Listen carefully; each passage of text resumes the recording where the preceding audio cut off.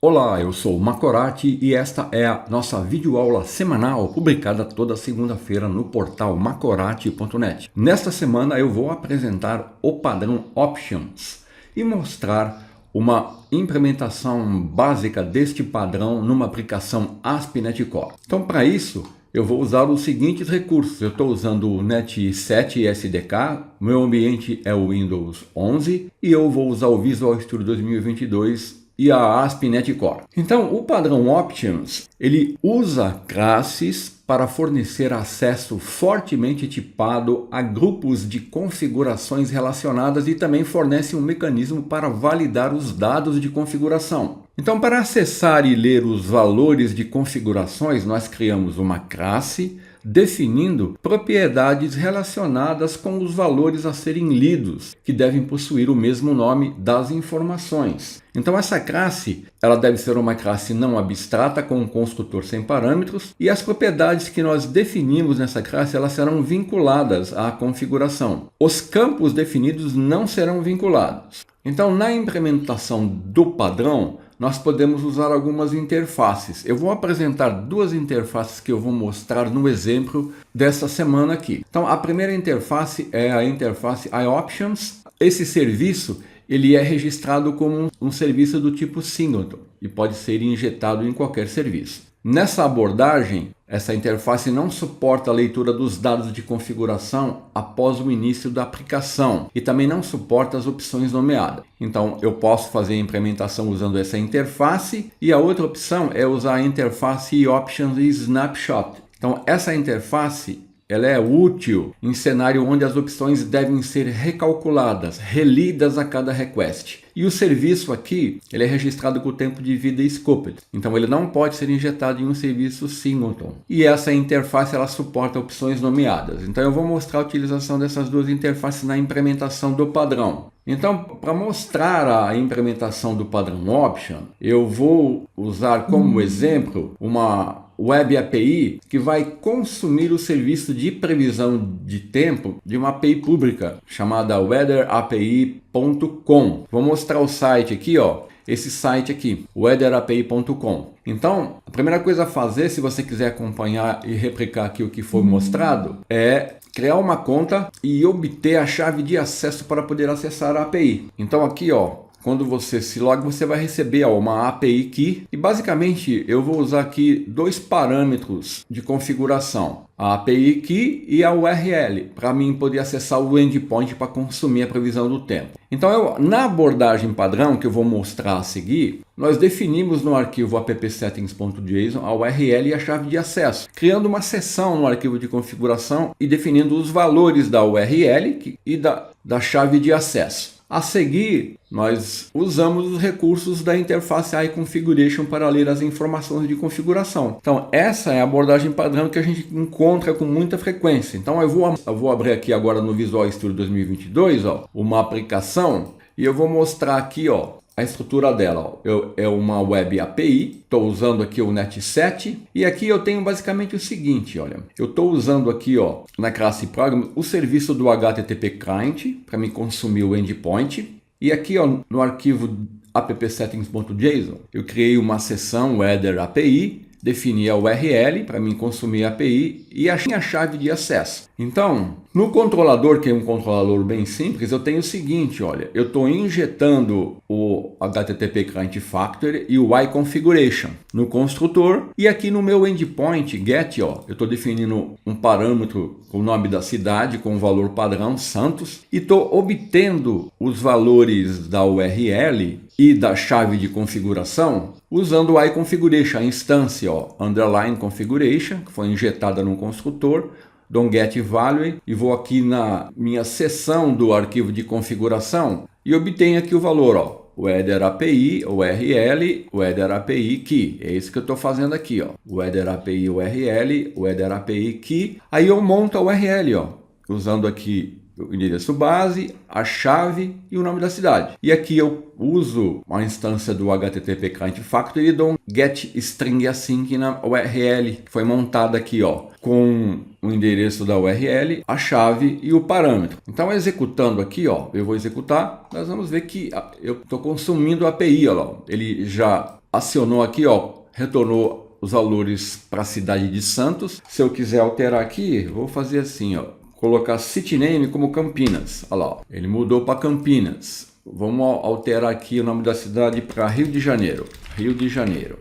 Olha aqui, ó, Rio de Janeiro. Então, olha, tá tudo funcionando. E aqui, então, eu estou usando a abordagem padrão. Então, nessa abordagem padrão, eu estou injetando o iConfiguration no controller. Isso não é uma boa prática. Não existe uma maneira de informar quais valores de configuração dos quais o controlador está dependendo. Ele está usando a interface Configuration, está obtendo os valores aqui do arquivo de configuração, como eu já mostrei aqui, né? Então, dessa forma, o meu controller aqui, ele está fortemente acoplado com como o objeto de configuração está estruturado. Ele precisa conhecer aqui, ó, a seção, eu tenho que informar aqui a URL, a chave. Então, para melhorar essa implementação, nós vamos usar o padrão Options. Então, basicamente, nós vamos fazer o seguinte, olha, eu vou iniciar fazendo a implementação usando a interface iOptions. Então eu vou criar uma classe concreta com as propriedades que eu quero ler. Eu quero ler a URL e a chave. Então elas estão definidas com esse nome no meu arquivo de configuração. Então eu estou definindo duas propriedades que vão ser vinculadas com get e set. E eu estou definindo um campo aqui, ó,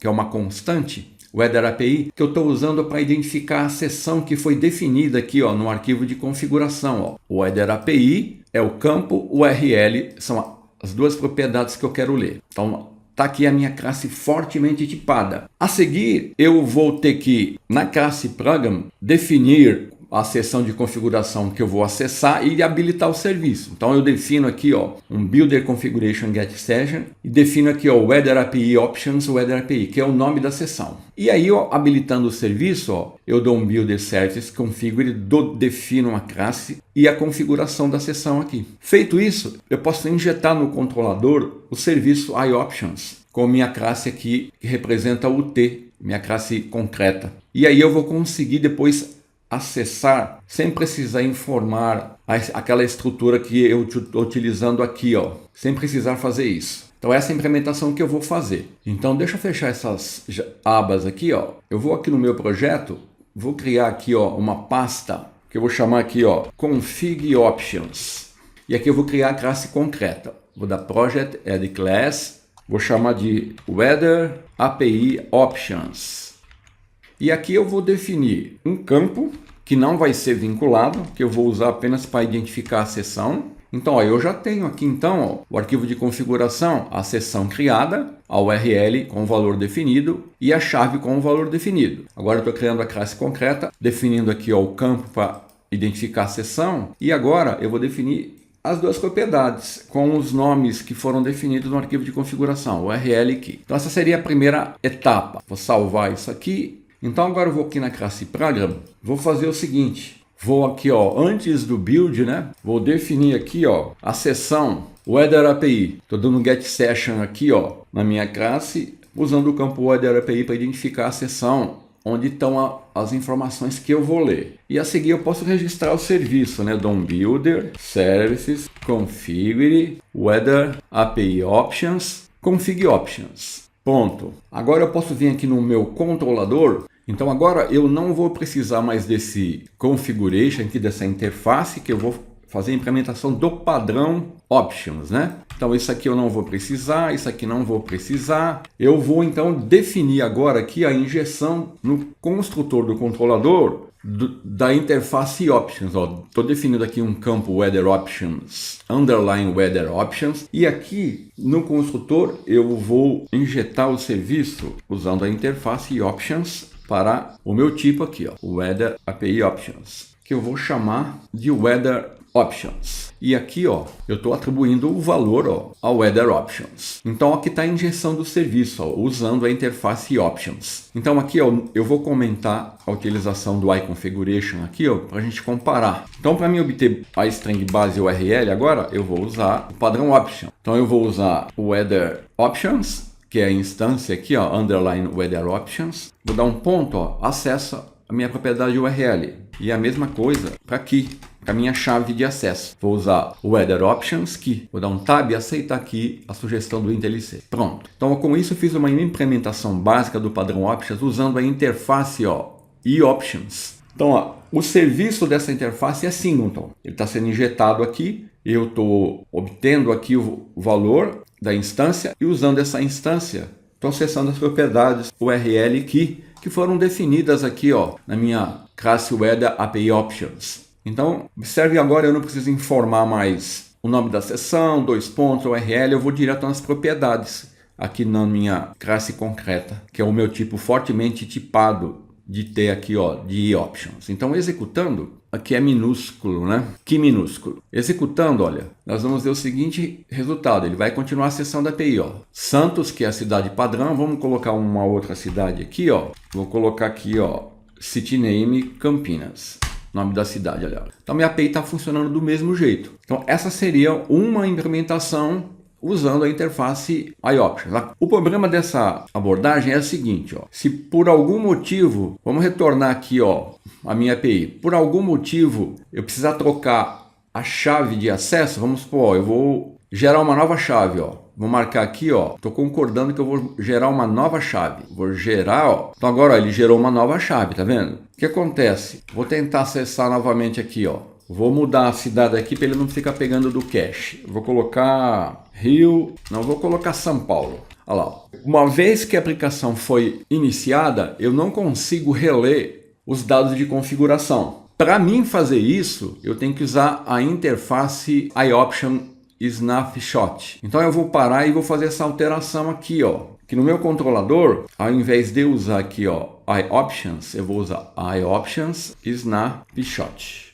Então, eu vou executar. Eu não troquei aqui no arquivo app7.json a minha chave ainda, a minha chave de acesso. Então, eu vou executar, não vou estar acessando. Aqui está no cache, né? Dá um Ctrl F5 aqui, Pronto, não consigo acessar. Então, agora eu vou voltar aqui no site, vou copiar a nova chave de acesso. Vou dar um copy aqui, minha aplicação está em execução. Vou retornar para minha aplicação, ela está em execução. E vou substituir aqui, a chave de acesso pela nova chave. Então, eu estou fazendo isso sem ter que parar minha aplicação. Então, eu vou retornar e vou mandar atualizar. Olha lá, vamos trocar aqui o nome da cidade. Vou colocar uma outra cidade aqui, Foi lá na China. Bom, mas a API está funcionando. Então, usando aqui, a interface iOptions Snapshot, eu consigo alterar os valores de configuração com a aplicação em execução. E esses valores serão relidos. Isso só é possível porque a aplicação ASP.NET Core Web API, ao inicializar uma nova instância de Web Application, aqui em Create Builder, vai definir nas configurações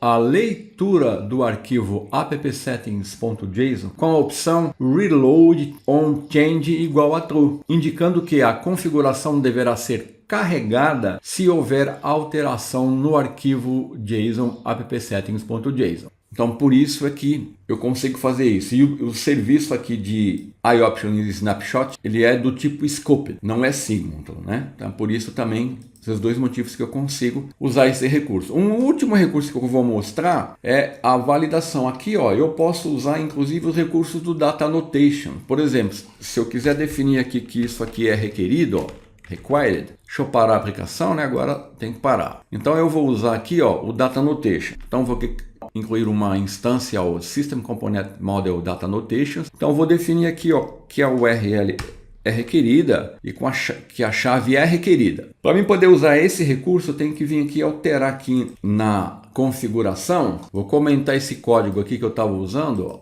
Aí eu vou ter que definir as opções, né? Olha, definindo aqui, Add Options, Weather API Options, dando um binder no Get Session e, Validate Data Annotations. Então, deixa eu colocar isso para cá. Então, agora eu estou habilitando a utilização do Data Annotations e eu posso, na classe concreta, usar o recurso do Data Annotation. Então, por exemplo, vamos vir aqui, vou colocar URL1.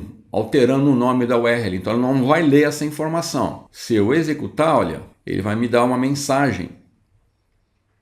O campo URL é requerido. Então essa é uma maneira de fazer a validação nos campos. Mas essa é uma opção que você pode utilizar usando o padrão iOptions. Então vamos retornar aqui, voltar ao normal. Vamos executar, mostrar que está funcionando. Olha aqui, ó, Santos, vou colocar aqui uma outra cidade. Vamos colocar New York.